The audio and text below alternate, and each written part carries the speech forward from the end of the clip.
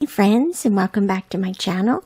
It's Teresa here for the Traci Redesigns Creative Team. I have a blog post today on the Traci Redesigns blog that I will have linked down below. And what we're going to do today is play with some mixed media backgrounds. And so I have this layout here using the Brighter Days and Out and About collections released this month in April of 2026. And I wanted to use these together. There were some fun elements that I wanted to tie together to create this sort of sky mixed media rainbow here on the left-hand side of the layout. The right-hand side features my photo, which here is of a little shop here in Weldon, North Carolina called the Red Wagon. And so that's what I'm documenting today. So I wanted to take you into my Photoshop here today. I do work on a computer, on a PC, and using the Photoshop CC version. And so the first thing I've done is gone ahead and pulled up the papers that I'm going to use on this side of the page. The first paper is from Out and About, and this is a lovely little textured, almost a watercolor look to the paper that I thought would be beautiful to build the layout on as a whole. So that's what we're going to start with. And then I also have this gorgeous sunburst, rainbow sunburst pattern paper from Brighter Days. Now, I always love the sunburst pattern papers. I love when artists do these. They create some of the most dynamic layouts. You don't even have to do anything to it the way it is, but it sure is fun to play around with it, and that's what we're going to do today. And then I've also gone ahead and opened up this cloud paper. Now, there are two versions of this. One is just the clouds, and the other has the clouds with the sunshine, the happy little sunshine repeated across it. I'm just using this one for today, and then you'll see that I brought in my own little sunshine here. And what you're seeing here is how I print my layout. It's a 13 by 19 canvas size. And the 12 by 12 layout itself is here. And what I'll do is turn off the embellishments to send it to the printer. But I wanted to show you this so you get a feel for what we're heading towards and what we're going to end up as.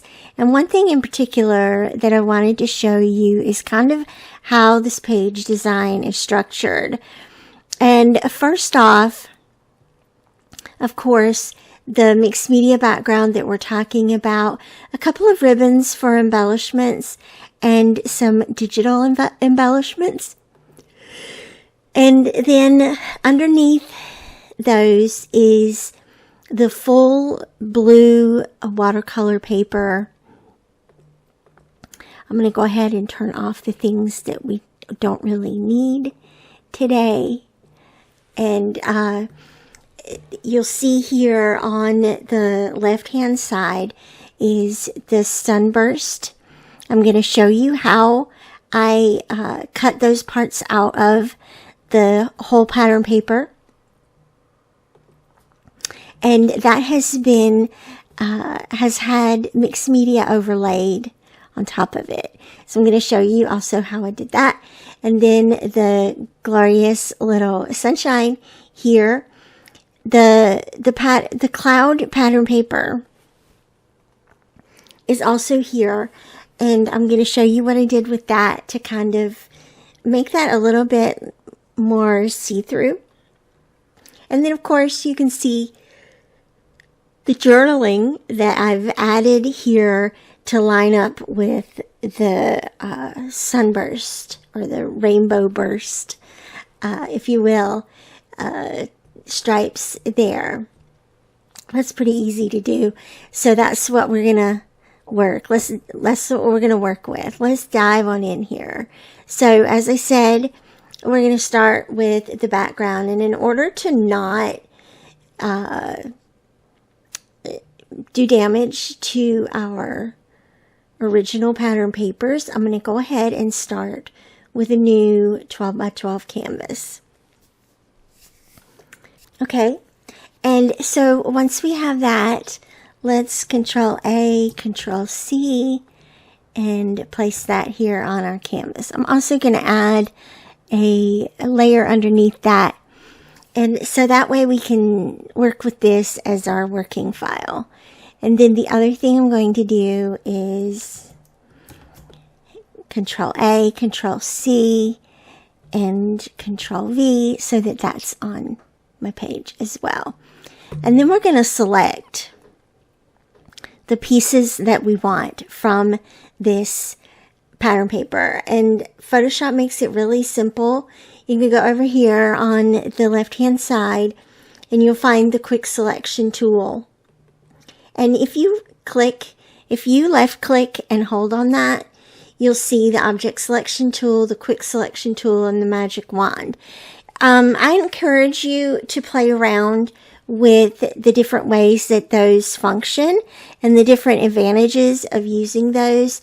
I mostly just stick with the quick selection tool. And I'm going to go ahead and let me confirm which, yep, we're going to start with the pink one. So let's go ahead, make sure you're on the layer that this pattern paper is on. And we're going to go ahead and click on that and then right click. You notice how all the marching ants go all the way around it. And we're going to hit layer via cut. You can do layer via copy as well. But layer via cut is cool. And now what you've got is that single ray. So go back to the original pattern paper. And this time we're going to click on the yellow. And we're going to grab that. And sometimes it wants to be ornery and not select. I am choosing the white border, and so I'm just running the cursor along that. If it picks up something that you don't want, hit the Alt button, and you notice the little minus comes up in the thing inside the little cursor.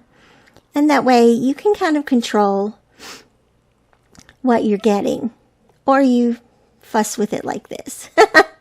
And that's okay too. It doesn't have to be exact. You can always go in and clean it up later. But at any rate, what we're going to do next is right click on it and do layer via cut. And now we have two of the stripes. And if you're still on that yellow line and you want to clean it up, let's go to the polygonal lasso tool here. And hold down the shift key, press and hold, and that'll give you a straight line going up following the white line there. Close that out, and then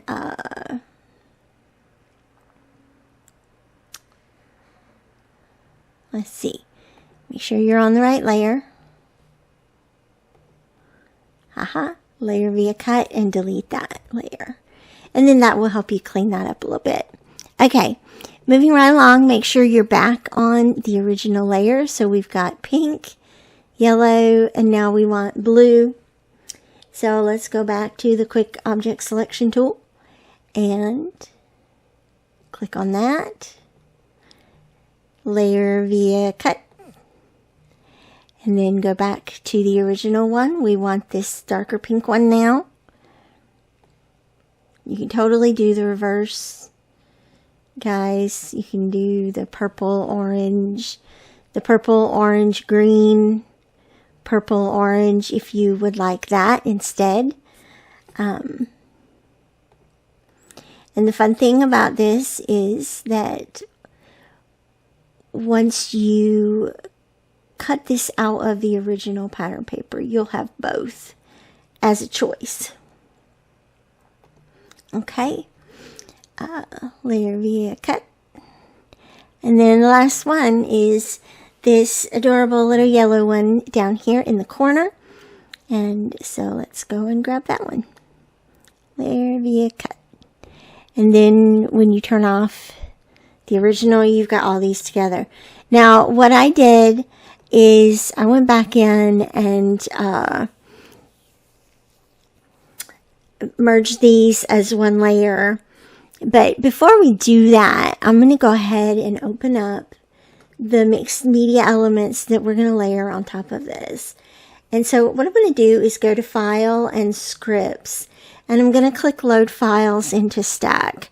What this does is it allows you to open multiple files into one tab. So let's go into this product,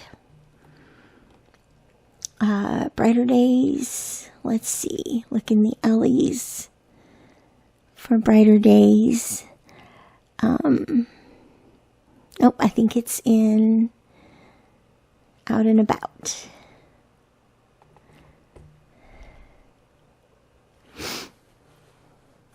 Yep, here they are. There's pink watercolor, green watercolor, and a more orange watercolor. And I'm going to select those, click OK, and then click OK, and they're going to pop up right here. And we're simply going to cut and paste these onto the coordinating stripe. So let me show you how I did that. The pink one is selected already, so let's Control C, Control V, and then head over to our beautiful pink stripe and impose that onto it. So what I've done is kind of stretch it a little bit. You don't want to do that too much, but it is fine to go ahead and do that. And then right click on that mixed media layer and create a clipping mask. And voila, you have a mixed media rainbow stripe. Let's clean this one up a little bit again. Selecting the polygonal lasso tool and hit the shift key. Actually, you don't have to. You don't have to hit the shift key. It's going to give you a straight line. It's going to let you just create a triangle around that. Layer via cut and delete. Alright, and then what we can do is Control V. We've still got this on our clipboard. And with this one, you can, obviously you can turn it to get a little different of effect if you want, or the same effect, and position it where you want it. Then right click and create clipping mask. And that's how all of those are done, just very simply. And then the last thing I'm going to show you is how I did the blue pattern paper background. So let's go back to these clouds. Here we go. So Control A, Control C, and click on the background layer, the blue watercolor background layer, and Control V so that you have your skies. And this is really, really simplistic, but I'm going to bump down the opacity. So in the layers menu, you see the word opacity and a slider bar, percentage number right there. And we're just going to bump down that opacity. And more of that blue background will fade into it, because I wanted it to really feel like the sky. And then the other thing I did was just take the eraser tool and make it the size you want it. I made it a pretty big size just so that you can continue to block out some of these. You can change the opacity or the flow of your eraser so that you don't lose everything all at once, like I just did. So let's turn down that flow to 70% or something. And just around the edges here, make it a little bit, it doesn't really matter what's there because we're going to put our photo there, but just so that these clouds are a little bit more obscured, but you can still see them. And of course, you can undo that and do it all over again if you want to. I kind of like it like that. I like the undo button, Control Z, because then you can go back and change things that you don't like. And so that's it for how I've done that today. Thanks so much for joining me. And as always, I will see you back here again real soon. Bye-bye.